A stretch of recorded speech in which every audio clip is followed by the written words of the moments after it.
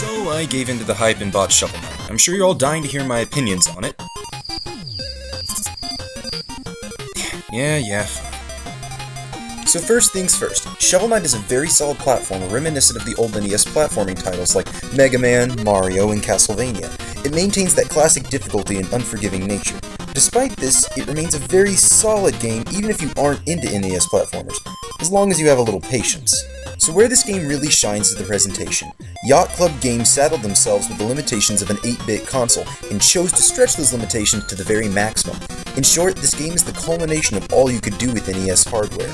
The music is catchy and gets you motivated to try again. The visuals are as eye-popping and colorful as an 8-bit console can look, and the simplistic story is told in wonderful sprite art that will hit you right in the nostalgia.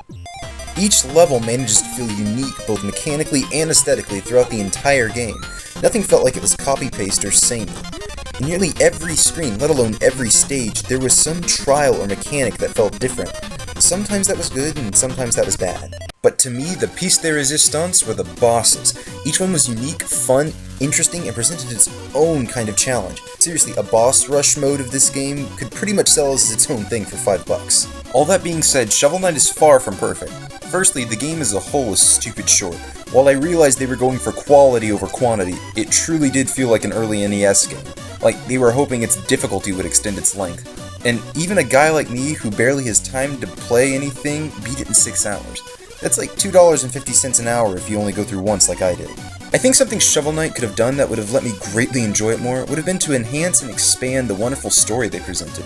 Not with more cutscenes that would have slowed down the pace of the game, but rather with hidden collectibles. Perhaps instead of collecting music pieces, you could have found journal pages depicting other characters' thoughts or histories, little tidbits to expand on the world much beyond the simple self-contained game.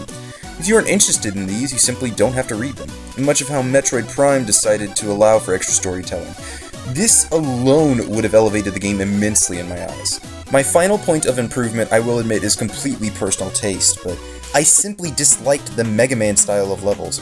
What I mean is, rather than having 10 long levels, each with a boss at the end, I would have preferred like 3 smaller levels to a boss or something. This is because with my schedule, it's rare for me to get more than 30 minutes to sit down and play a game, so at least 5 times I would put 20 or 30 minutes into a level, get near the end of it, but then have some pressing business come up, forcing me to shut down and lose all my progress. Maybe it's because I grew up on Sonic, but I prefer more but shorter levels. If they were to ever make a sequel, I think an approach like this would greatly benefit the game. This game obviously harkens back to the 8-bit days, a simpler time. Yacht Club Games used that tech to its potential, Shovel Knight. That being said, I think if this game is reminiscent of the original Mario, Mega Man, and Castlevania, for any sequel they should continue on and try and see what they could do with 16-bit tech. In my opinion, Super Mario World, Super Castlevania, and Mega Man X were much better games than their original 8-bit starting points. Shovel Knight is an enjoyable game, and it does what it did well. To be honest, I'm actually more excited about what else Yacht Club Games could do if they chose to expand the horizons a bit, though.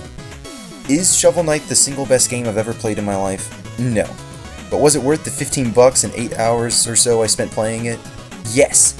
If you have a little time to spare and want a solid platformer with a lot of nostalgia thrown in, you can't go wrong here. If possible, I suggest you buy the 3DS version. The nature of the game lends itself well to pick up and play. Anyway, this has been Dallen Malna. God bless!